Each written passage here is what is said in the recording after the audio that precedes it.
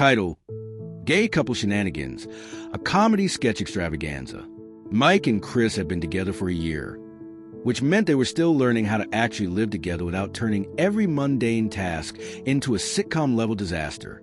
But to be honest, they wouldn't have had it any other way. After all, life with Chris was like living in a constant state of comedic chaos, and Mike had fully embraced it.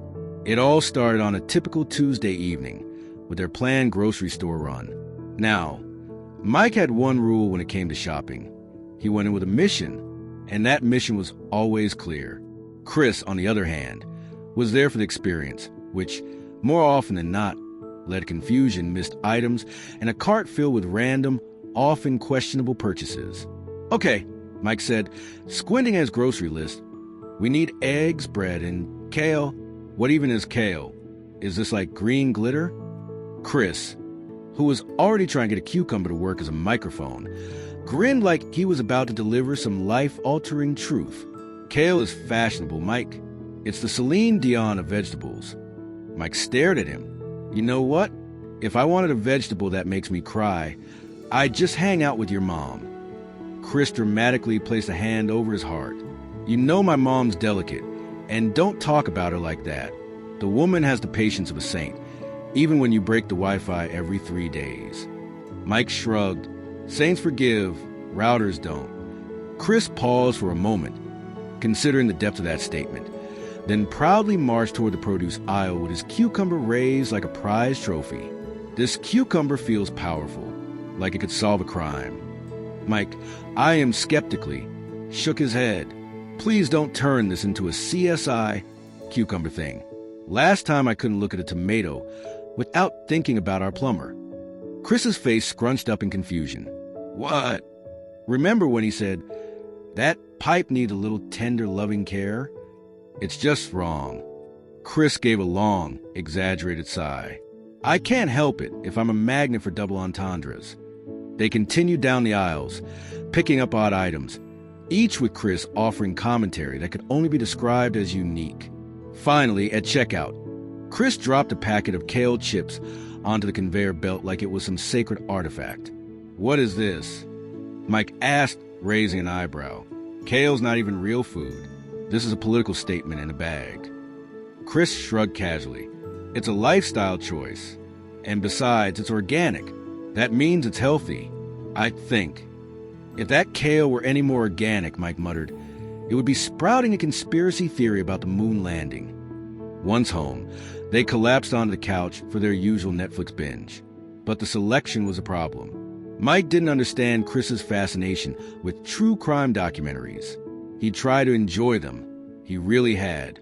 But after the 4th episode, all he could think about was, could this be the night I vanish into the ether? Chris, as usual, was unbothered. "Oh, come on.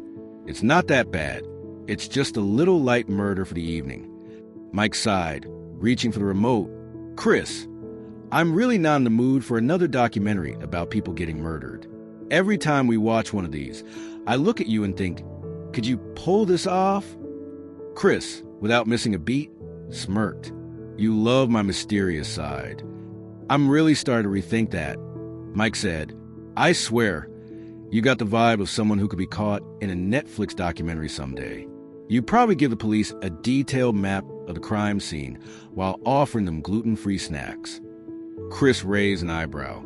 "Those snacks are life-changing, Mike. You wouldn't understand." Mike stared at him. If those snacks were any more life-changing, they'd be enrolled in a graduate program.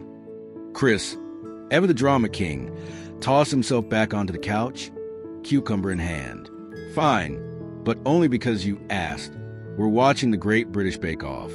It's the only non-violent option." Mike chuckled. "Well, at least no one dies while baking bread." But their adventures didn't end there.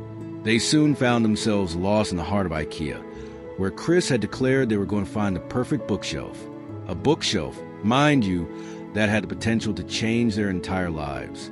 At least, that's how Chris saw it. "This," Chris said, gazing lovingly at a minimalist bookshelf that looked like it had been designed by an avant-garde artist with a strong opinion on open spaces, "is the one. It's sleek. It's chic. It's the future." Mike squinted at it. This thing looks like an IKEA product that was too much for the IKEA people to handle. You want me to put our books on that thing? We're going to end up with a bookshelf that's more of an existential crisis than an actual bookshelf. Chris was undeterred. You just don't get it, Mike. This bookshelf says, I'm cultured and I hate clutter. It's a statement. Mike glanced at him, then back at the shelf. What does that even mean? Are we supposed to look at the bookshelf and pretend to read? Should I buy a monocle and a beret while I'm at it? Chris was thrilled. Oh my God, yes. A beret would really complete the vibe. I'll even buy a French film for us to pretend to watch while we drink wine. Mike deadpanned. Sure, I'll just start crafting my mysterious European persona, but only if you promise not to tell anyone we met at a karaoke night. As they continued their quest for more life-altering furniture, Chris found a mirror that he swore would change the energy of the room. Mike, trying to stay neutral, grimaced. What's this mirror supposed to do, Chris? Make me look deeper into myself and realize that I've spent 2 hours staring at a reflection of myself holding a random object like a confused lumberjack. Chris shrugged. Maybe, but it could also make the room feel more introspective, like you're ready to reflect on your life choices. Mike, holding his own reflection in disbelief, couldn't help but laugh. I don't need a mirror for that. I just look at the clothes I wear and question everything. The next debacle involved home improvement. Chris, in his infinite wisdom, decided that he was going to fix the sink. This, of course, was a terrible idea, but Mike wasn't going to be the one to stop him. After all, what could go wrong? Well, a flood, obviously. I've got this, Chris said, completely oblivious of the flood of water now cascading across the kitchen floor. He twisted the pipe again, and more water gushed out. You see, Mike, this is advanced plumbing. It's like the art of sculpting. Mike, standing in the now underwater kitchen, turned to him. Chris, you're a dangerous person with a wrench. I'm going to call a plumber, and he is going to fix this before we drown. Chris, still under the sink and half-drenched, grinned. Look at it this way. We have water, right? That's progress. Mike's response was nothing short of epic. And I have water damage, which is a financial crisis. Finally, the day ended with a surprise dinner prepared by Chris. His claim that it was avant-garde was, quite frankly, the most terrifying part of the entire evening. Mike stared at the plate of what appeared to be a deconstructed lasagna, though it seemed more like a crime scene than a meal. What is this? Mike asked, poking the plate with caution. Is this a lasagna, or are you trying to make me rethink my entire life? Chris beamed. It's conceptual, Mike. You don't just eat it, you experience it. Mike took a bite, his face instantly scrunched. I'm experiencing an existential crisis. Chris stared at him, completely unfazed. That's because you haven't fully appreciated the flavors. It's an emotional journey. Right, Mike said, deadpan. The only emotion I'm feeling is betrayal. Chris grinned. Well, if you're not going to appreciate my genius, I guess we're eating pizza tonight. Mike took a deep breath and surrendered. At least it's not conceptual pizza. As they collapsed on a couch later, drenched in IKEA chaos, dinner mishaps, and deep existential thoughts about kale, they both realized something. Despite the disasters, they wouldn't change a thing. Because in their world of shenanigans, love, and laughter, it was the perfect mess. And really, who needed a calm, predictable life anyway? Well, that's all for today's shenanigans, folks. If you enjoyed watching our disastrous journey through IKEA, kale, and questionable home improvement, don't forget to like, subscribe, and hit that bell. Because trust me, the chaos never ends.